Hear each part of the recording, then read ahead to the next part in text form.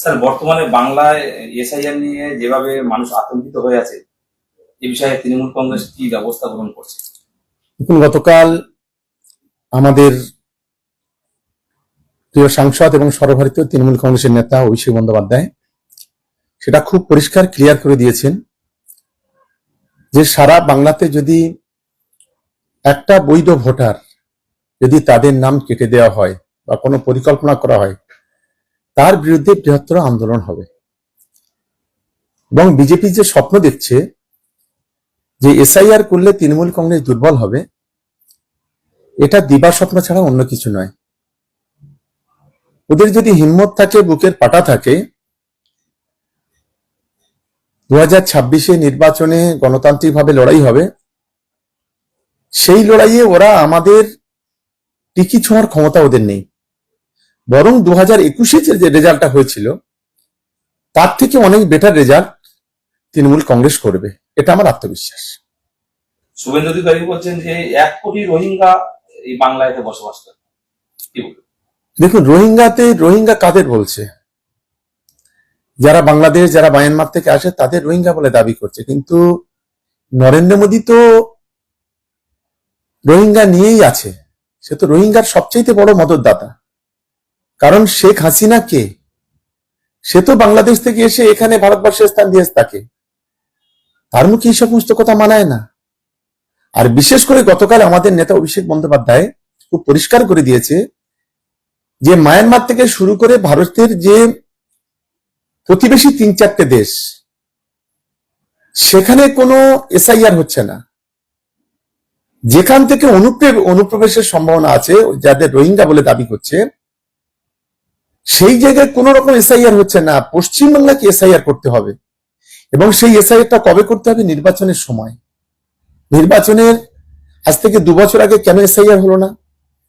21-এর পরে কেন হলো না? 24-এর পরে কেন হলো না? এটা অভিষেক বন্দ্যোপাধ্যায় খুব পরিষ্কার ভাবে গতকাল ক্লিয়ার করে বলেছেন। ফলে রোহিঙ্গাদের কথা বলুন আর যাদের কথা বলুন, আজকে যে নোংরা খেলা ভারতীয় জনতা পার্টি করছে বা বিজেপি করছে, খুব বেশি লাভবান হবে না। এটা খুব দায়িত্ব নিয়ে বলছি। বাংলায় তৃণমূল কংগ্রেস আছে, তৃণমূল কংগ্রেস থাকবে, এবং চতুর্থবারের জন্য মামাটি মানুষের সরকার পশ্চিম বাংলায় তৈরি হবে। মায়ানমার এবং বাংলাদেশের বর্ডার সাইড, যে আপনি যেটা বলছেন প্রতিবেশী যে রাজ্যগুলো আছে, শুধুমাত্র বাংলাতে হচ্ছে এসআইআর, কিন্তু বিজেপিরা দাবি করছেন যে এটা পরবর্তীকালে ওই সমস্ত রাজ্যগুলোতে হবে। শুনো, ওটা তো দাবি করছে, কিন্তু এখনো পর্যন্ত সেগুলো তো এখনো পর্যন্ত করেনি।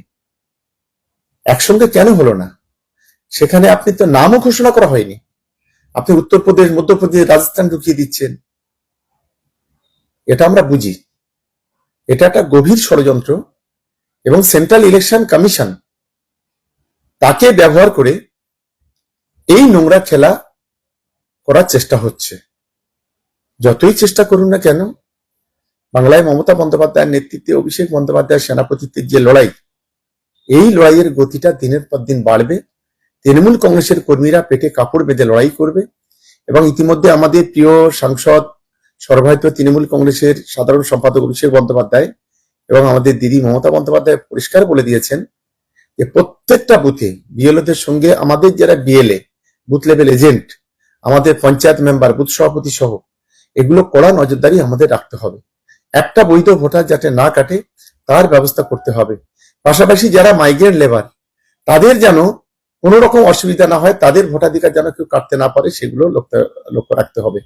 ফলে আমরা আশা করি তৃণমূল কংগ্রেস তৈরি, এসআইআর হোক আর এফআইআর হোক, যাই করে করুক কেন্দ্রীয় সরকার, যাই করে করুক বিজেপি, বেনিফিটেড হবে তৃণমূল কংগ্রেস, এটা আমার আত্মবিশ্বাস। বিজেপি বারবার বাংলায় ব্যর্থতার কারণে কি এই এসআইআর শুরু করেছে? দেখুন, ওদের স্বপ্ন তো একদিনের পর দিন চুরমার হচ্ছে। স্বপ্ন দেখেছিল 2019 সাল, তারপরে স্বপ্ন দেখলো 2021, কোনো লাভ হয়নি। তারপরে স্বপ্ন দেখলো 2023, ফেলুয়ার। 24-এ 18 থেকে 12-তে এসে দাঁড়ালো, বাংলার মানুষ ওদের ভোকাট্টা করে দিল।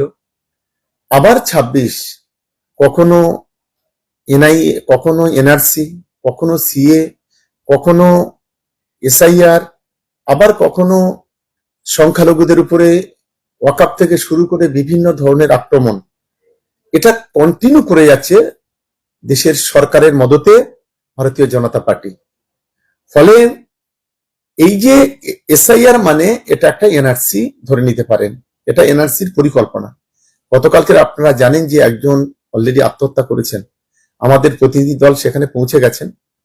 সম্ভবত আজকে আমাদের সর্বভারতীয় তৃণমূল কংগ্রেসের সাধারণ সম্পাদক তিনিও আগরপাড়ায় যাচ্ছেন। ফলে প্রতিটি ক্ষেত্রে যে তৃণমূল কংগ্রেস যে মানুষের পাশে আছে, এটাই তার সবচাইতে বড় প্রমাণ। বিজেপি এই যে মৃত্যুর যে হোলি খেলা, এই যে খেলা খেলছে, এর ফল কিন্তু আগামী নির্বাচনে পাবে।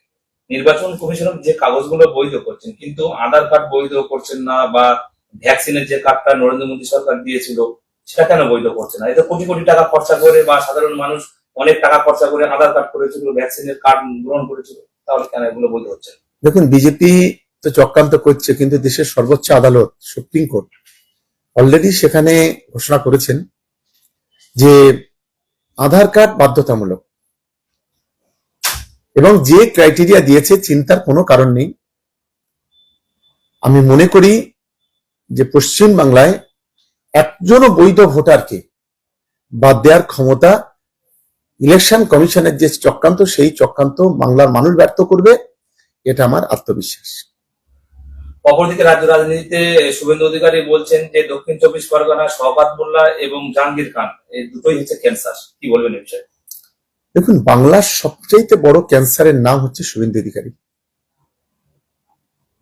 কারণ একে যত তাড়াতাড়ি বাংলা থেকে শেকড় তুলে ফেলে দেওয়া যায় তত ভালো।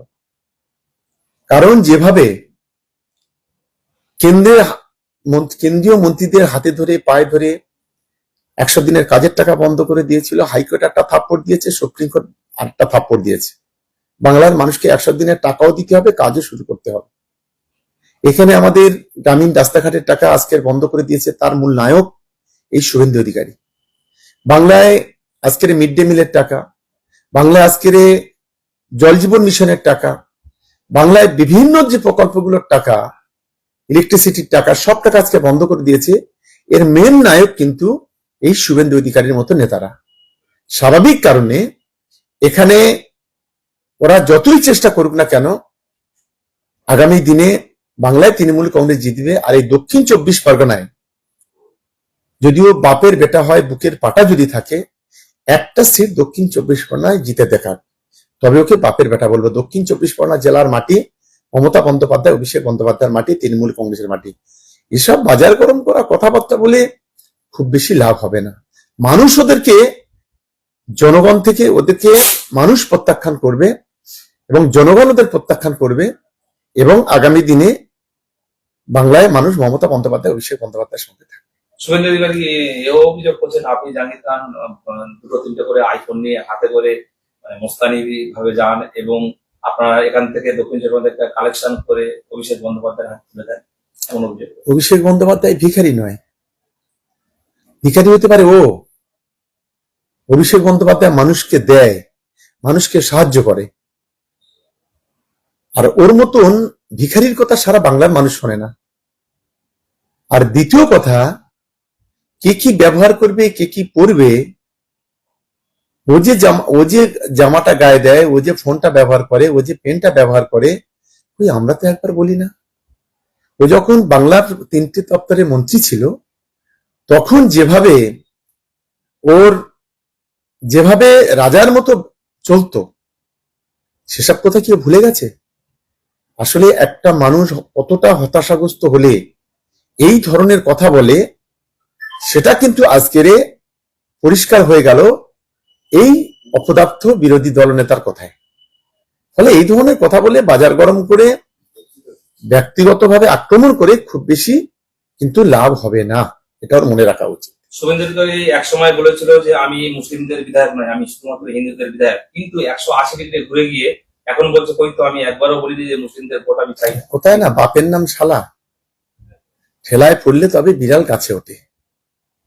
অস্তিত্বহীন হয়ে পড়ছে দিনের পর দিন। এদের কাজ হলো ধর্মীয় বিভাজনের রাজনীতি করা, মানুষের ধর্মে বর্ণে বর্ণে বিভাজনের রাজনীতি করা। ওরা বুঝতে পেরেছে যত দিন যাচ্ছে পায়ের তলা থেকে জমি সরছে। চতুর্থবারের জন্য মামাটি মানুষের সরকার তৈরি হবে শুধু সময়ের অপেক্ষা। এখন উল্টো কথা বলার চেষ্টা করছে। এটা বাংলার সংখ্যালঘুরা জানে যে তাদের পাশে কে আছে আর কে নেই, এটা ওদের অন্তত মনে রাখা উচিত। অর্জুন সিং যেভাবে মুসলিমদের উপর আক্রমণ করছে, কোরআনকে নিয়ে বিবৃতি দিয়েছেন, আল্লাহ নামে বলেছেন যে মুসলমানদের ধর্ষণ করতে কোনো অসুবিধা নেই, মূর্তি পূজা করতে অসুবিধা, এই বিষয়ে কি বলবেন? একটা মস্ট ক্রিমিনাল যদি এই বাংলাতে থাকে, one of the best criminal, সে হলো অর্জুন সিং। নিজের এলাকায় গোহারা হারে আর বাংলার সংখ্যালঘুদের নিয়ে কথা বলতে লজ্জা করে না। বাংলার সংখ্যা, আমি তো মনে করি অবিলম্বে অ্যারেস্ট করা উচিত, অবিলম্বে জেলের ভিতরে রাখা উচিত, ওকে বাইরে রাখা উচিত নয়। একজন বড় ক্রিমিনাল, ও বাইরে থাকলে অনেক মায়ের মাথার সিঁদুর হাতের চুড়ি ভাঙবে। এর কথা বাংলার মানুষকে গুরুত্ব দেয় না, ও নিজের এলাকার মানুষ গুরুত্ব দেয় না, তা বাংলার মানুষকে গুরুত্ব দেবে। একটা ম্যাড বলা চলে, শুভেন্দু অধিকারী একটা ম্যাড আর ও একটা ম্যাড।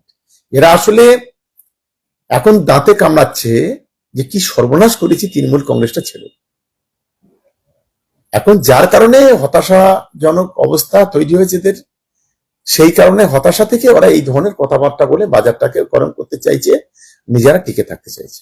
বিভিন্ন প্রদেশে রাস্তায় মানুষ নেমে গেছেন যে আরএসএস একটা আতঙ্কবাদী দল, কি বলবেন এই বিষয়টা? দেখুন, দল না, আরএসএস হচ্ছে সংগঠন, হচ্ছে বিজেপির মেইন সংগঠন হলো আরএসএস, রাষ্ট্রীয় স্বয়ংসেবক সংঘ। এদের 56টা গণসংগঠন আছে, এদের দ্বারা বিজেপি পরিচালিত হয়। এদের নেতা নাথুরাম গডসে মহাত্মা গান্ধীকে খুন করেছিল, ফলে এরা সরাসরি রাজনীতিতে আসতে পারে না, কিন্তু এদের মেন প্রবক্তা হলো বিজেপি, বিজেপিকে দিয়ে সবকিছু করে। ফলে এদের কথা এরা অনেক চেষ্টা করবে, গতবারও চেষ্টা করেছিল এই বাংলাতে অরাজকতা বিশৃঙ্খলা তৈরি করার, আবারও ওরা চেষ্টা করবে। কিন্তু বাংলার শুভবুদ্ধি সম্পন্ন মানুষ মমতা বন্দ্যোপাধ্যায়, অভিষেক বন্দ্যোপাধ্যায় এবং তৃণমূল কংগ্রেসের পাশে থাকে। অমিত শাহ দাবি করছেন যে এই এসআই এর ফলে অনেক মানুষ এই বাংলায় থেকে ভোট লিস্ট থেকে বাদ যাবে এবং আগামী 2026-এর নির্বাচনে আমরা এই বিজেপি দখল করব। দেখুন, সবচেয়ে বড় ওরা বিপদ ডেকে আনতে চাইছে বাংলাদেশ থেকে যে সমস্ত আমাদের হিন্দু ভাই বোনেরা এসছে, তাদের উপর সবচেয়ে বড় বিপদ নিয়ে আসতে চাইছে। এটা দেখবেন আগামী দিনে প্রমাণ হবে। ফলে এটা সুপরিকল্পিত ঘটনা, এটা নতুন কিছু নয়। ওরা নাগরিকত্ব দেবে বলে অনেক কথা বলেছিল, কজনকে নাগরিকত্ব দিয়েছে? আর নতুন করে কি নাগরিকত্ব দেবে?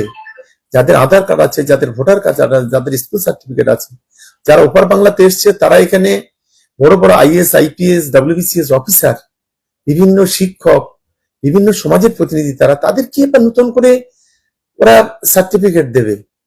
ফলে এই এসআইআর এর ক্ষেত্রে যদি একটু ক্ষতিগ্রস্ত হয়, সেটা হচ্ছে বাংলাদেশ থেকে আসা আমার হিন্দু ভাই বোনেরা ক্ষতিগ্রস্ত হবে, এটা আমার অন্তত মনে হয়েছে। কিন্তু বাংলায় মামাটি মানুষের সরকার আছে, মমতা বন্দ্যোপাধ্যায় আছে, অভিষেক বন্দ্যোপাধ্যায় আছে। আমার আত্মবিশ্বাস যে কিছুই করতে পারবে না।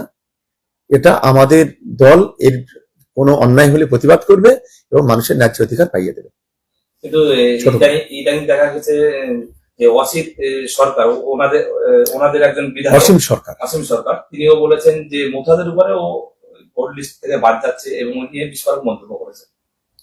সবচেয়ে বড় চামচা হলো শুভেন্দু, তো এই অসীম সরকার বড় বড় কথা বলেছিল গত কয়েকদিন, এক মাস আগে বড় বড় কথা বলেছিল।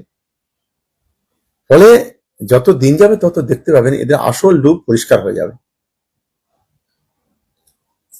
আগামী দিনে কি পরিকল্পনা নেবেন আপনারা? দেখুন, আমি বিশেষ করে আমাদের বাংলার যারা সাধারণ নাগরিক তাদের বলবো যে মমতা বন্দ্যোপাধ্যায়, অভিষেক বন্দ্যোপাধ্যায়ের প্রতি আস্থা রাখুন, দলের তৃণমূল কংগ্রেসের প্রতি আস্থা রাখুন।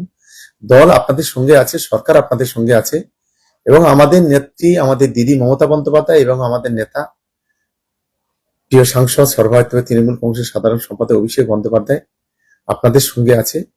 ফলে এটা নিয়ে চিন্তিত হওয়ার কোনো কারণ নেই। এসআইআর হোক আর যাই হোক না কেন, বাংলায় প্রত্যেকের তাদের যে অধিকার, তাদের যে নাগরিকত্ব বজায় থাকবে, এটা আমি 100% থাকবে বলে আমি অন্তত মনে করি।